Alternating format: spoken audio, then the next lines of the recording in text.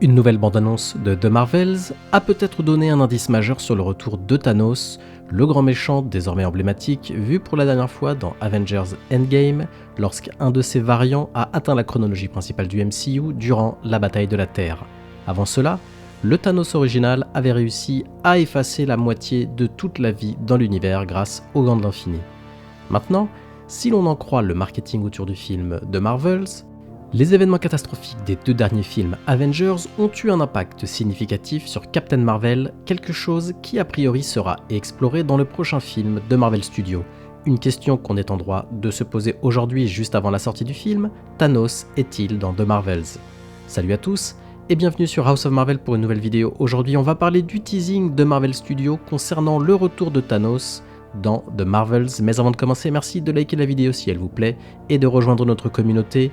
Préparez le café, installez-vous bien confortablement, je suis Julien et vous êtes sur House of Marvel. En effet, on pourrait croire cette question un peu cavalière et ridicule, mais si on s'en tient à la nouvelle bande-annonce de The Marvels, on pourrait se demander si on n'est pas en train de nous mettre sur la piste d'un retour de Thanos. Bien qu'aucune nouvelle image inédite du méchant emblématique n'ait été vue, un tout nouveau dialogue peut être entendu qui n'a jamais été présenté dans Avengers Infinity War ou Endgame. Cette nouvelle phrase est « Il y en aura toujours plus pour terminer mon travail ». Étant donné que cette phrase n'avait jamais été entendue auparavant, Marvel Studios a-t-il donné un énorme indice sur le retour du Titan? D'ailleurs, dans la dernière bande-annonce, on le voit clairement présenté avec des images vues dans Infinity War et Endgame. Bien que cela soit certainement possible, ce nouveau dialogue pourrait aussi tout simplement être utilisé simplement à des fins marketing. La voix de Thanos dans le teaser est une voix off, tout en montrant des images de Dar-Benn, le méchant principal du film. L'allusion semble claire, le méchant du film pourrait avoir pour objectif de poursuivre la mission de Thanos. On ne sait pas grand-chose de ce que Dar-Benn fera dans le film, bien que le dialogue de Captain Marvel elle-même indique que ce méchant cible spécifiquement les endroits où Carol Danvers habite. Quoi que fasse Dar-Benn, c'est déjà assez grave pour que Captain Marvel, Monica Rambeau et Kamala Khan se réunissent pour contrer la menace. Mais alors, Thanos reviendra-t-il réellement dans le MCU? Thanos est peut-être mort lors de sa dernière apparition, mais cela n'a pas empêché les fans de vouloir encore plus du Titan fou. S'il revient, il ne devrait probablement pas être positionné comme la principale menace du MCU durant la saga du multivers.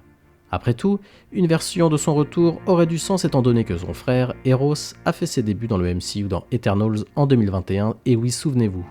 Il serait étrange de présenter ce personnage et de ne pas donner plus de Thanos aux fans. Ce nouveau dialogue pourrait encore être simplement du contenu utilisé, issu de la production des deux derniers films Avengers qui n'avaient pas été utilisés auparavant et comme je le disais précédemment à des fins marketing. Et dans un autre trailer plus récent, on pouvait aussi voir l'apparition de Valkyrie qui renforce encore ma théorie selon laquelle une partie des Skrulls pourrait trouver refuge à New Asgard sur Terre sous la protection de sa reine. Mais aussi une autre théorie selon laquelle cette Valkyrie viendrait peut-être d'une autre timeline et qui serait reine d'Asgard, le lieu original. En fait, on voit mal comment New Asgard sur Terre 616 pourrait accueillir 1 million de Skrulls comme on nous l'avait dit dans Secret Invasion. Aussi vu dans cette toute dernière bande-annonce, l'arrivée de personnages mystérieux. On entend en effet Nick Fury dire « ils arrivent ».